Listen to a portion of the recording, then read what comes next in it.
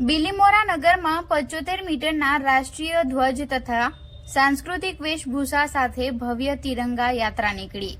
વડાપ્રધાન નરેન્દ્ર મોદીના માર્ગદર્શન હેઠળ રાષ્ટ્રીય ધ્વજના સન્માનમાં હર ઘર તિરંગાનું રાષ્ટ્રીય વ્યાપી અભિયાન હાથ ધરાયું છે, જેને અનુલક્ષી નવસારી જિલ્લાની બિલીમોરા નગરપાલિકામાં વીએસ પટેલ કોલેજ ખાતે યોજાયેલ હર ઘર તિરંગા યાત્રામાં નાગરિકો સહિત બાળકો જોડાઈને નગરવાસીઓને દેશભક્તિના એક અનોખા અંદાજથી પરિચિત કરાવ્યા હતા, જેમાં આ ભવ્ય ત્રિરંગા યાત્રામાં જિલ્લા કલેક્ટર ક્ષિપ્રા આગરે જોડાઈને લોકોનો ઉત્સાહ વધાર્યો હતો.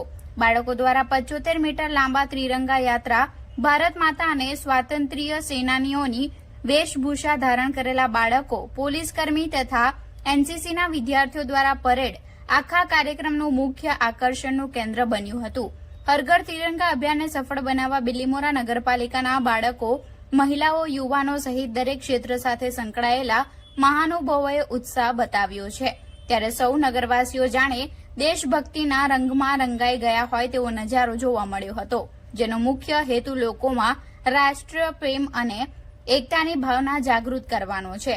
આ ત્રિરંગા યાત્રામાં જિલ્લા વિકાસ અધિકારી પુષ્પલતા, ચીખલી પ્રાંત અધિકારી મિતેશ પટેલ, ગણદેવીના ધારાસભ્ય નરેશભાઈ પટેલ, બિલીમોરા નગરપાલિકા ચીફ ઓફિસર, બિલીમોરાના પીઆઈ તથા નગરપાલિકાના કર્મચારી અને મોટી સંખ્યામાં નગરજનો ઉપસ્થિત રહ્યા હતા. જી સર.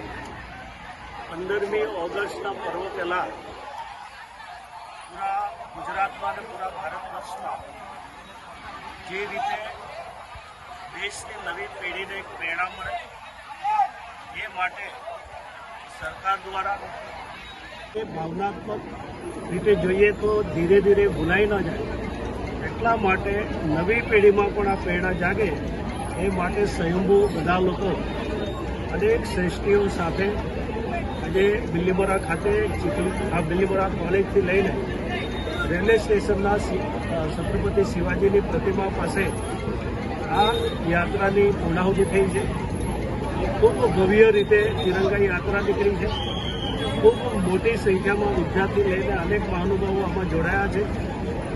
આજે એ જ કહી બતાવે છે કે ભારત દેશની જે ધરતી ઉપર જેને માન છે, જે સંસ્કૃતિ છે, એને જાળવવા માટેની ચિંતા છે, એ ચોક્કસ આવનારી પેઢીમાં પણ એ સંસ્કાર રહેશે અને દેશ માટે જે દાજ હોવો જોઈએ એ દાજ આજે દેખાઈ આવે છે અને ભવિષ્યમાં પણ રહેશે એવું મને આશા છે. ધન્યવાદ.